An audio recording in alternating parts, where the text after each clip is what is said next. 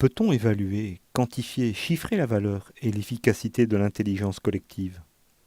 Certains ont bien entendu émis des critiques sur la manière de reconnaître les apports de chacun au groupe et les bénéfices, soit individuels, soit collectifs. Mais il existe des recherches intéressantes, comme celle de Woolley et ses collègues qui ont publié dans Science en 2010 un article qui met en évidence une quantification de la suprématie de l'intelligence collective sur l'intelligence individuelle.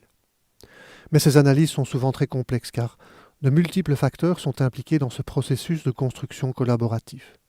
Et il est parfois difficile de dissocier une variable d'une autre, de déterminer leurs effets respectifs.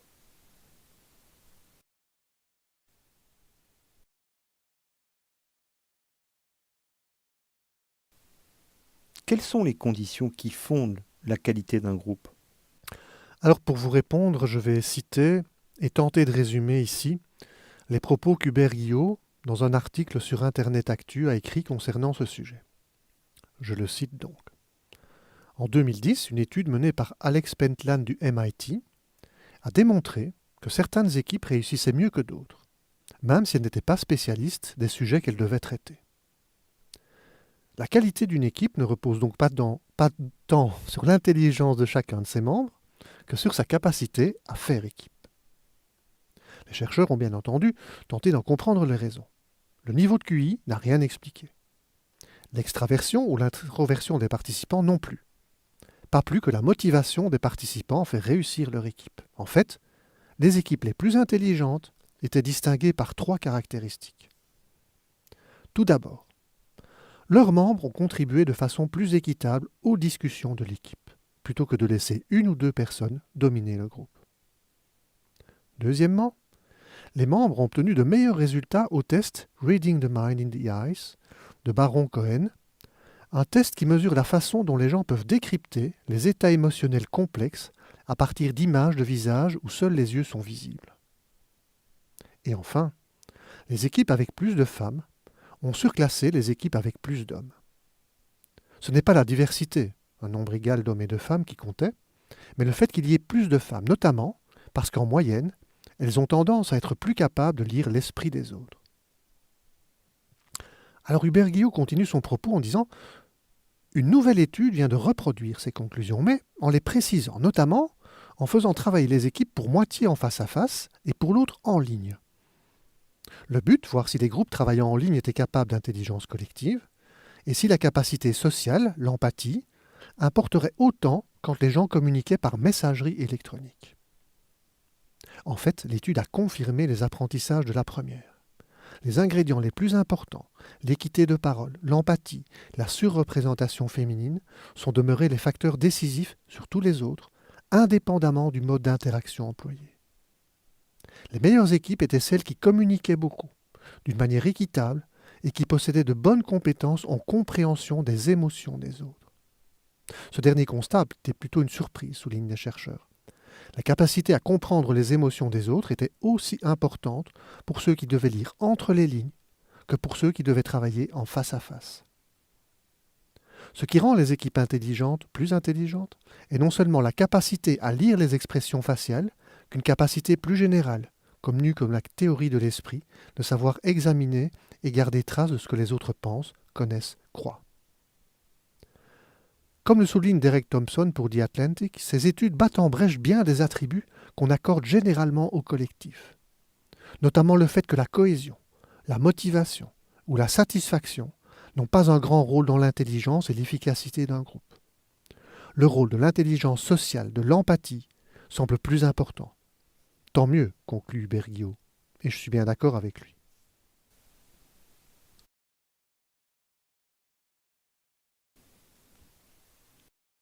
Quels sont les modèles liés à l'apprentissage collaboratif que vous voudriez mettre en avant? En 2002, Skellens et ses collègues de l'université de Gand proposent un modèle du processus du travail collaboratif médiatisé. Dans cette approche qui s'appuie sur les travaux de Perkins, il est mis en évidence un double support aux tâches d'apprentissage. D'une part, celle fournie par les individus, les professeurs, les pairs, les parents, qui constituent le groupe et qui contribuent au développement de l'expertise du groupe. Et d'autre part, les outils numériques que comprend leur environnement d'apprentissage, en vue de structurer la tâche à réaliser et de traiter de la sorte plus aisément l'information partagée. L'environnement informatique aide au partage, au stockage, à la récupération des informations. En s'informant sur ce que les autres membres du groupe maîtrisent déjà ou ne maîtrisent pas, à partir des traces disponibles dans l'environnement, les apprenants disposent en quelque sorte d'une mémoire externe, complémentaire à leur propre mémoire. Ce système partagé complète et renforce celui de chaque partenaire. Par conséquent, cette externalisation permet potentiellement de diminuer le niveau de la charge cognitive individuelle.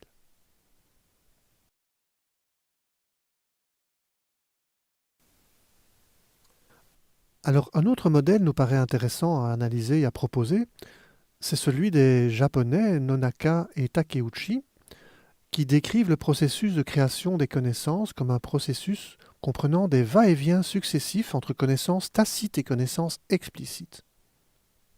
La connaissance tacite est plutôt intuitive, et donc plus difficilement transférable, alors que la connaissance explicite est, elle, plus concrète et se manifeste par des traces écrites, par des schémas, par des illustrations. Ce modèle a été très utilisé dans les usines de construction automobile comme Toyota par exemple. Je vois que le modèle se structure en différentes phases. Pouvez-vous les décrire? Donc le modèle il s'articule en fait en 4 temps complémentaires. Le premier, c'est celui qui facilite la socialisation indispensable au début de tout processus, c'est-à-dire ces échanges informels de subjectivité, d'émotions, d'opinions, de doutes. Lors de cette étape, la connaissance tacite évolue vers une autre connaissance tacite via le partage de ses expériences personnelles. Ensuite, il y a la deuxième étape, celle de l'externalisation, c'est-à-dire la transformation d'une connaissance tacite en une connaissance explicite, en concept, en modèle, en théorie, de manière à ce qu'elle devienne communicable et partageable.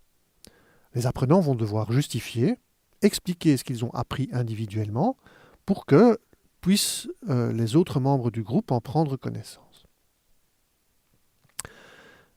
L'avant-dernière étape du cycle est celle qui combine les apports des individus par la comparaison, la réorganisation, la généralisation. La connaissance est discutée, travaillée, reliée, repensée, réutilisée sous une autre forme. Elle reste explicite, mais sous une forme qui a évolué. C'est donc une forme synthétique de l'ensemble des connaissances. Et enfin, la dernière étape, l'internalisation, c'est le retour à l'appropriation personnelle et individuelle de cette connaissance explicite, entre autres en facilitant une forme de réflexion personnelle.